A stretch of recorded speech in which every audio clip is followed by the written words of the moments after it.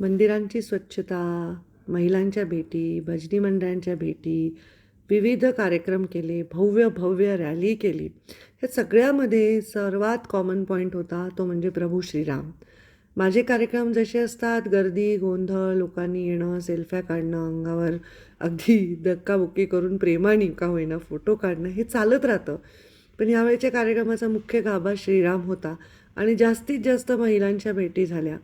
त्यामध्ये श्रीरामाच्या नावाने वैद्यनाथाच्या चरणी दीपोत्सव केला आणि खूप सुंदर कार्यक्रम झाला.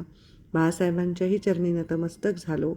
हळदी कुंकू दिलं, घेतलं, वाण दिलं, घेतलं, कुठे रामरक्षा दिली, कुठे ज्ञान दिलं आणि अगदी मी भेटी दिल्या त्या सगळ्या सप्त्यांमधल्या एका सप्त्याचा अनुभव तर पहा.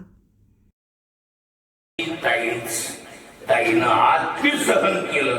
आता आमची जवान आहे, आमच्या केदारी महाराजांच्यामुळं तुम्हाला सहन करायचा टाइम येणार. तुम्हाला देश, वस्तू, परिस्थिती अनुकूल होईल आणि जे मनात आणाल ती तुमची इच्छा केदारी महाराज